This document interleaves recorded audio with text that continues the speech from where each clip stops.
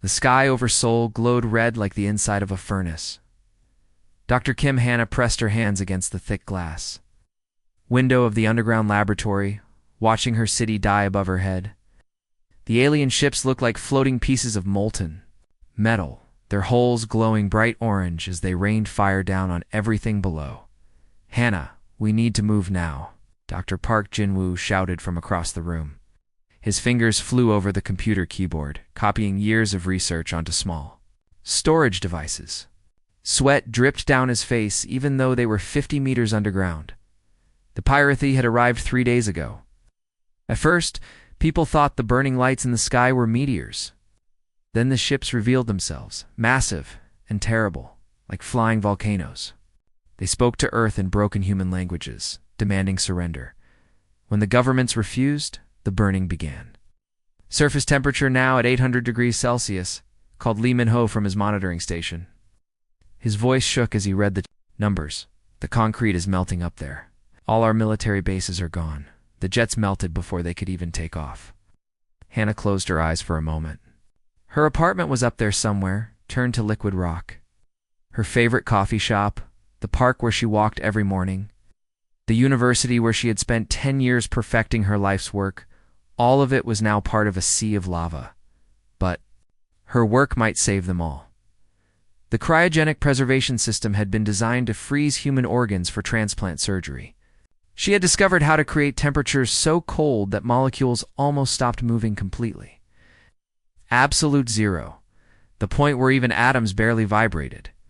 She had built machines that could freeze things instantly, preserving them perfectly. The laboratory shook as another wave of plasma fire hit the surface above. Dust fell from the ceiling, and the lights flickered. The emergency systems kicked in with a loud mechanical whir, sealing the blast doors that would take them even deeper underground. "How long can we survive down here?" asked Min-ho, looking up from his screens. "The bunker has food for 6 months, Jin-woo replied, still copying files. "But that's not the real question. The real question is whether these aliens will leave anything alive on the surface." Hannah turned away from the window. Through the glass, she could see the orange glow getting brighter as the fires above spread. She walked to her workstation and picked up one of her cryogenic devices, a small metal cylinder that could freeze a cubic meter of space to nearly absolute zero in seconds. "Jin-woo, bring up the alien ship scans," she said. "What are you thinking?" he asked. But he pulled up the data anyway. The Pyrethy ships were hot. It's not just warm. They burned at temperatures that would kill most life forms. Their hulls glowed like stars, and thermal imaging showed they maintained internal temperatures of over 100 degrees Celsius. These were creatures who lived in heat, who needed heat, who probably could not survive without it. "Look at this," Hannah said, pointing at the screen. "Their biology is based on extreme heat. Their blood probably boils at room temperature. Their cells need high thermal energy to function." Min-ho looked over her shoulder. "So they're the opposite of us. We can survive cold, but they cannot." "Exactly." Hannah held up the cryogenic device. "We spent years figuring out how to preserve life with cold. But the same technology that preserves can also destroy." Jin-woo stopped copying files and stared at her. "You want to weaponize the medical freezers?" "Not want to," Hannah said quietly. "Have to? They brought fire to our world. They turned our cities into furnaces. But fire has an enemy, ice. Heat has an enemy, cold. They chose the wrong planet to burn." Another explosion shook the laboratory. This one was closer, and the lights went out for several seconds before the backup power came online. When the illumination returned, all 3 scientists looked at each other with the same thought. They were probably going to die down here. The surface world was gone. Most of humanity was already dead, boiled alive or burned to ash. But maybe, just maybe, they could take some of the aliens with them. "The data transfer is complete," Jin-woo announced. "We have everything, all the research, all the blueprints, all the technical specifications." Hannah picked up the storage devices and put them in a protective case. "Then we start building. Turn every medical freezer into a weapon. make the cold so intense that it will stop their hot blood in their veins. Can we really do it? Asked. Can we make weapons that work against creatures who live in fire? Hannah looked back at the window, where the orange glow was growing brighter. Somewhere up there, the Pirathi were celebrating their easy victory over the soft, cold-blooded humans. They thought they had won by bringing superior heat. They were about to learn that humans had something. They did not expect the ability to bring winter itself to the battlefield. The Pirathi had chosen fire as their weapon. Now humanity would choose ice. Yes, she said simply. We can do it. They burned us down. Now we unleash the cold of death. 6 months had passed since the sky burned red over Seoul. The world above had become a wasteland of cooling rock and alien machines. Yoon Dae-ho pulled his thick coat tighter as he led 15 survivors through what used to be Busan's subway tunnels. Ice covered the walls like crystal armor, and their breath made white clouds in the freezing air. Stay close to the heaters, Dae-ho whispered to the group. The temperature drops to -40 degrees in the next section. The survivors followed him in single file, their footsteps echoing in the frozen tunnel. There was old Mrs. Park, who had run a noodle shop before the burning. Behind her walked young Kimchi, barely 16, carrying a backpack full of salvaged electronics. At the back, 2 former soldiers named Gwang and Hyun-soo watched for danger with weapons made from scrap metal. Above their heads, the Pirathi mining machines worked day and night. The aliens had turned Earth's surface into their personal resource mine, digging up rare metals and minerals. But they never came underground. The cold tunnels were like poison to them. How much further to the safe zone? Asked Mrs. Park, her voice shaking from the cold. 2 more kilometers, Dae-ho replied. The Mount Baekdu facility is warm. They have real food there and hot water. Meanwhile, deep inside Mount Baekdu, Dr. Kim Hannah worked in her new laboratory. The medical equipment from her old lab had been rebuilt into something completely different. Where once she had created devices to preserve life, now she built weapons to take it away. Pass me the liquid nitrogen injector, she said to her assistant, Cho Yeji. Yeji was 25 years old and had been studying engineering before the aliens came. Now she spent her days helping build freeze bombs that could kill Pirathi soldiers in seconds. She handed Hannah the metal device, being careful not to touch the super cold parts. The temperature core is stable at -200 degrees, Yeji reported. But I'm worried about the trigger mechanism. If it goes off accidentally, ... It won't, Hannah said firmly. We've tested it 50 times. The bomb only activates when it detects Pirathi body heat. Across the laboratory, Dr. Park Jin-woo sat at a bank of monitors, watching the alien patrols on the surface. The Pirathi walked in groups of 3, their bodies glowing bright orange on the thermal cameras. They moved like walking furnaces, melting. The ice and snow wherever they stepped. Patrol Group 7 is moving toward the old Daegu ruins, Jin-woo announced. We'll be directly above Tunnel Section C in 20 minutes. Hannah looked up from her work. Perfect. Were the survivors clear of that area? Yes. Daeho's group passed through an hour ago. Tunnel C is empty. Then we test the new prototype. In the tunnels below, Daeho's group had stopped to rest. They sat on old subway benches, sharing hot soup from thermal containers. The liquid warmed their bodies, and for a moment, they could almost forget they were living like underground rats. Do you think the scientists will really find a way to fight back? Young Kimchi asked. Dr. Hannah is brilliant, Dae-ho said. Before the burning, she was famous for her medical inventions. If anyone can find a way to hurt these aliens, it's her. Old Mrs. Park nodded slowly. My husband was a soldier in the old days. He always said the best weapon is the one your enemy doesn't expect. What do you mean? Kimchi asked. The aliens brought fire because they are creatures of heat, Mrs. Park explained. But humans have always been good at surviving in cold. Maybe that's our advantage.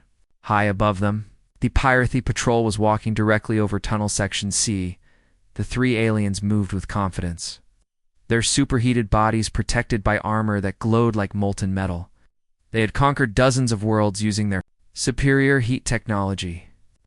Earth was just another easy victory, but they didn't know that Dr. Hannah was watching them.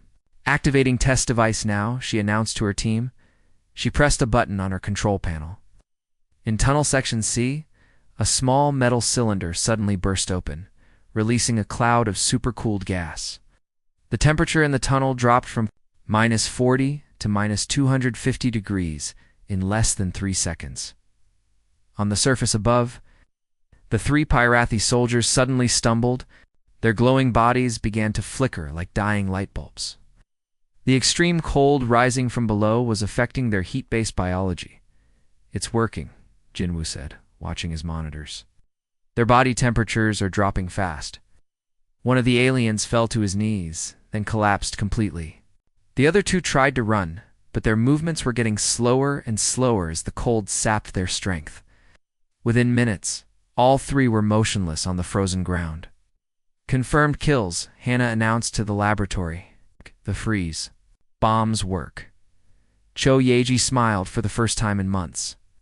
"They really cannot survive in extreme cold. Their body temperature runs at 120 degrees Celsius. Hannah explained to the video screen where the Resistance Council was watching from other underground locations. "They literally cannot survive in extreme cold.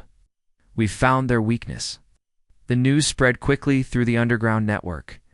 In tunnels and bunkers across the frozen planet, human survivors heard the same message. The aliens could be killed. The creatures who had burned their world had a fatal weakness. Outside, Pyrathi continued their mining operations, unaware that beneath their feet, humanity was preparing to turn winter itself into a weapon. The cold that had once been there. The enemy was about to become their greatest ally. The underground city of New Gangneung stretched 4 kilometers beneath the frozen Korean mountains. What had once been natural caves were now connected by ice-lined tunnels filled with warm air and electric lights. General Oh Taijin walked through the main corridor, his boots echoing on the metal floor plates that kept people from slipping on the ice. "Status report," he said to his communications officer, Lieutenant Nam Sujin. "All resistance cells are responding, sir," Sujin replied, looking at her radio equipment. "We have active groups in Busan, Daegu, Gwangju, and the Seoul ruins. The total surviving population in our network is now over 50,000 people." Taijin nodded. 6 months ago, he had been a simple army colonel. Now, he commanded the largest human resistance force on the planet. The Pyrathi had unknowingly done humanity a favor by forcing them underground. The freezing tunnels had become perfect training grounds for fighting aliens who could not survive in cold. In the weapons manufacturing section, Dr. Kim Hannah supervised the production of freeze bombs. The medical laboratory had grown into a full weapons factory. Dozens of workers, most of them former factory employees, assembled the cryogenic devices on long metal tables. "We're producing 30 freeze bombs per day now," reported her production manager, a former car factory supervisor named Cho Yaji.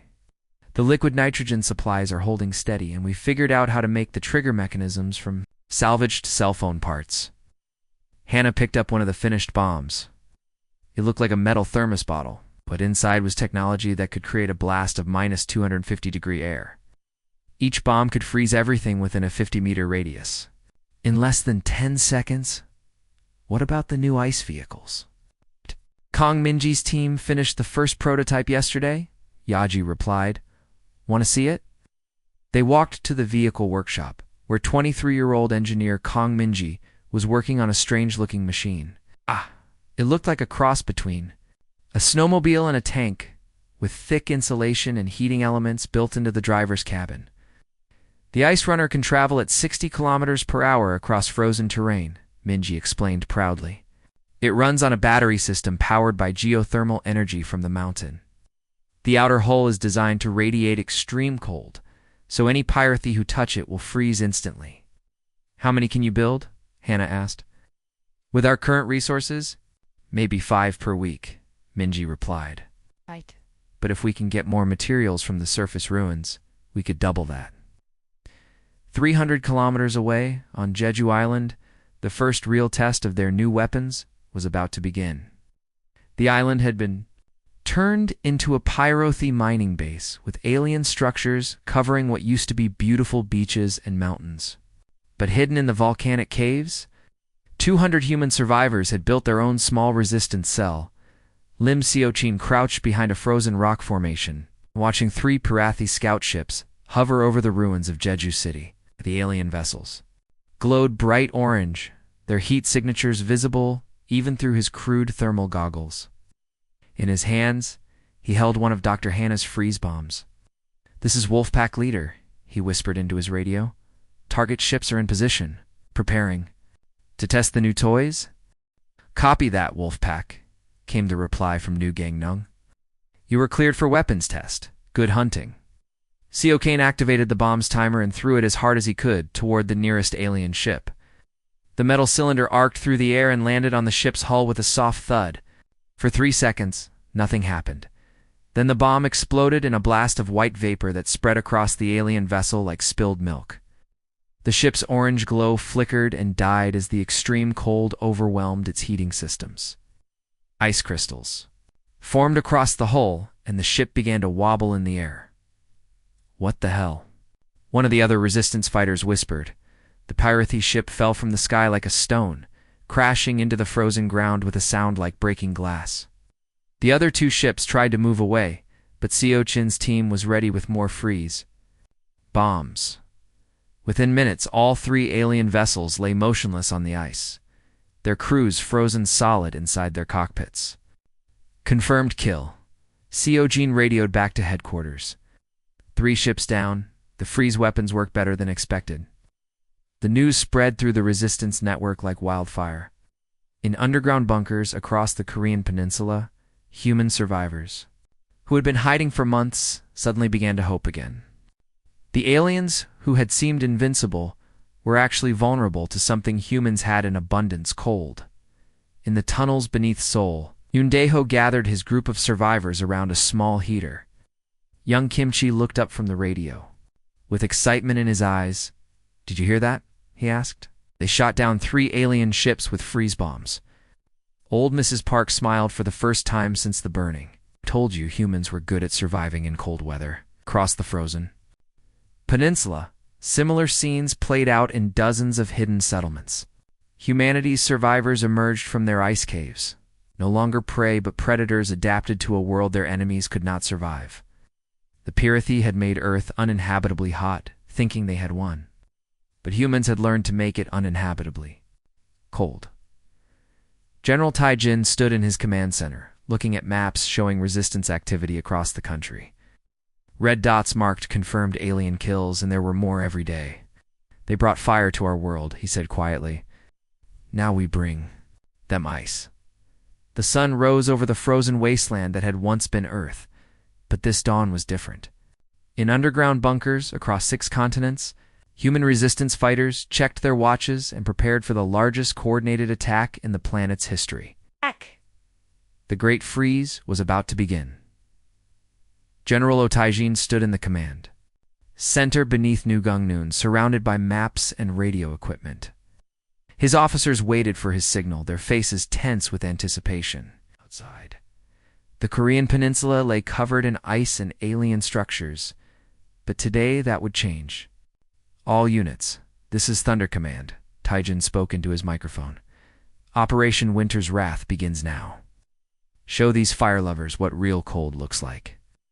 3 kilometers above, pilot Jung Hyok sat in the cockpit of his Ice Runner fighter, a sleek aircraft built from salvaged jet parts and Dr. Hannah's cryogenic technology. The plane's engines ran silent and cold, invisible to the Pirathi thermal sensors that detected heat signatures. Through his windscreen, he could see the alien fleet hovering over what used to be Incheon Port. "Ice Wing Leader to all fighters," he radioed. "Target the big ships first. Remember, 1 freeze bomb per vessel, then get out before the wreckage falls." Behind him flew 12 other human pilots, all in similar cold-powered aircraft. Trained for months in the frozen skies, learning to fly machines that worked opposite to everything the aliens expected. While Pirathi ships burned hot and bright, human fighters ran cold and dark. Jung Hyok dove toward the largest alien vessel, a massive battleship that glowed like a flying sun. Its hull was so hot that snow melted 50 meters away from it. Heat was now humanity's advantage, not the aliens. The hotter they burned, the more dramatic the temperature shock would be. Deploying Frost Bomb, he announced, releasing a large cylinder from his plane's belly. The bomb struck the alien ship and exploded in a cloud of white vapor. The temperature around the vessel dropped from 800 degrees to -200 in less than 5 seconds. The Pyrethi battleship's hull cracked like breaking glass as the extreme cold made the metal brittle. Ice crystals spread across its surface, and the ship's bright glow flickered and died. Direct hit, Jung Hyok shouted. The big one is going down. The alien battleship tumbled from the sky, its frozen crew unable to control their systems. It crashed into the ruins of Incheon with a sound like 1,000 windows breaking at once. On the ground, Sergeant Bae Subin led his infantry squad through the frozen streets. His soldiers wore thick thermal suits that kept them warm while making them nearly invisible to alien heat sensors. They moved like ghosts through the ice-covered ruins, carrying freeze rifles that could kill Pyrethi soldiers from 100 meters away. "Contact front," whispered Private Lee Dongmin through his radio. 3 aliens, moving toward the old shopping district. Subin raised his freeze rifle and aimed at the lead Pyrethi soldier. The alien walked confidently, its body glowing orange. In the cold air, completely unaware of the human squad nearby, when Subin pulled the trigger, a stream of liquid nitrogen shot out. Hitting the alien's center mass, the Pyrethi soldier stopped walking immediately. Ice formed across its armor as its superheated blood began to freeze inside its body. The creature tried to call for help, but the extreme cold had already frozen its throat. Within seconds, it toppled over like a statue made of ice. 2 more. "Down," reported Private Kim Jisoo from the squad's left flank. These freeze rifles work perfectly across the battlefield. Similar scenes played out as human forces overwhelmed alien positions that had seemed invincible just hours before. The Pyrethi had conquered Earth by bringing superior heat, but they had never faced an enemy that could bring superior cold. In the command bunker, Dr. Kim Hannah watched the battle reports come in from around the world. Her screens showed temperature, readings, casualty reports, and tactical updates from resistance cells on every continent. The medical preservation technology she had developed to save lives was now taking alien lives with ruthless efficiency. "Sydney reports complete success," announced Lieutenant Nam Soo-jin. "All Pyrethi ground forces eliminated with minimal human casualties." "Berlin confirms the same," added Communications Officer Park Ji-hoon. "European resistance cells have cleared 6 major alien bases." "What about the Americans?" asked General Taijin. "Los Angeles and New York are both reporting victories," Soo-jin replied. "The freeze weapons are achieving 100% effectiveness across all theaters." Hannah leaned back in her chair, watching the tactical display update in real time. Red dots representing alien forces were disappearing from the map, replaced by blue dots, showing human-controlled territory. The species that had burned their world was learning what humans had always known, that cold was just as deadly as heat, sometimes more so. "Temperature differential weapons are achieving 100% effectiveness," she reported into her headset. "The aliens literally cannot adapt to rapid cooling. Their biology shuts down completely." Above ground, Jung Hyok circled over the frozen wreckage of the alien fleet. 12 massive ships lay scattered across the ice like broken toys, their crews frozen solid inside crystalline tombs. The beings who had burned humanity's cities now faced the absolute cold of space itself, brought down to Earth by a species they had underestimated. "All fighters, this is Icewing Leader," he radioed. "Mission accomplished. The sky belongs to humanity again." High above the frozen Earth, the Pyrethi mothership Flame of Conquest hung in the black void of space like a miniature star. Its massive hull glowed with the heat of 1,000 suns, so bright that it could be seen from the planet's surface even during the day. Inside the enormous vessel, 10,000 alien warriors lived and worked, completely unaware that their empire was about to face its greatest defeat. Dr. Kim Hannah sat in the pilot seat of the modified transport ship Eternal Winter, her hands steady on the controls despite the magnitude of what she was about to attempt. Behind her, the largest frost bomb ever constructed filled most of the cargo bay. The device was 10 times more powerful than anything they had built before, designed to freeze an entire city in seconds. "All teams, this is Snow Queen," she transmitted. "To the human fleet scattered around Earth's orbit, beginning final approach to the target." Response came from a dozen different ships, all built in the underground factories during the past year. General Otajan's voice crackled through the radio from the command vessel Winter's Blade. "Copy that, Snow Queen. You are cleared for final attack. All support ships are in position." In the co-pilot seat, Dr. Park Jin-woo monitored the frost bomb systems on his control panel. The device's core temperature was holding steady at minus 273 degrees Celsius, just 1 degree above absolute zero, the coldest temperature possible in the universe. Any colder, and the bomb would freeze itself solid before it could detonate. "Bomb systems are green across the board," Jin-woo reported. "Core temperature stable, detonation sequence ready, proximity sensors active." Behind them, pilot Chow Woojin worked the navigation controls, steering their ship through the maze of Parathi defense satellites that surrounded the mothership. The alien sensors were designed to detect hot objects, but the eternal winter ran cold and silent. Its hull coated with special materials that absorbed heat instead of reflecting it. "Defensive grid is confused," Woojin announced. "Their sensors can't lock onto us. We're like a ghost ship to them." The Parathi mothership grew larger as they approached, its hull glowing so brightly that they had to dim their windows to see properly. The vessel was enormous, 5 kilometers long and 2 kilometers wide, shaped like a massive spear made of molten metal. Heat waves distorted the space around it, and small escort ships orbited the mothership like moths around a flame. "Look at the size of that thing," Jin-woo whispered. "How many aliens do you think are aboard?" "Intelligence estimates say 10,000, Hannah replied. "Maybe more. This is their entire command structure, their whole leadership, and we're going to freeze them all." "That's the plan." As they drew closer, the Parathi defense systems finally detected something unusual. Warning lights began flashing. On alien ships, and several escort vessels moved to intercept the human transport. But it was too late. The eternal winter was already too close to the mothership's docking bay. "Incoming enemy fighters," Woojin reported. "But we're almost there." "Ignore them," Hannah said firmly. "Once we're inside, they won't be able to stop us." The eternal winter slipped through the mothership's hangar, opening like a cold knife cutting through hot butter. Inside, the temperature was over 150 degrees Celsius, hot enough to cook a human in minutes. But their ship's thermal shielding protected them as they landed on the hangar deck. Parathi soldiers ran toward their ship, their bodies glowing like walking furnaces. They carried weapons that shot streams of plasma fire, but they moved slowly in the superheated air.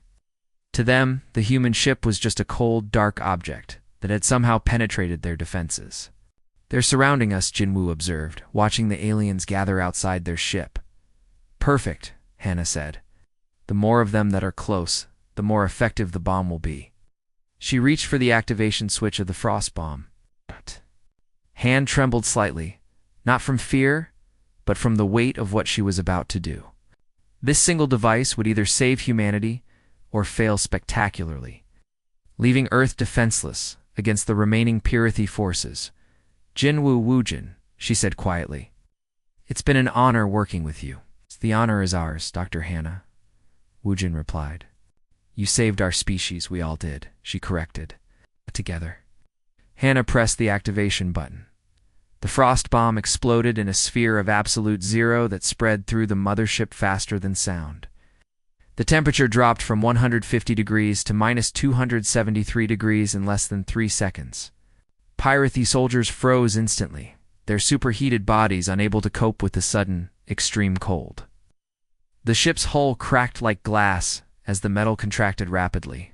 10,000 alien warriors died in those first seconds, their empires. Flagship becoming a crystalline tomb drifting through space. The ship's glowing hull went dark as its heating systems failed, and ice began forming on every surface.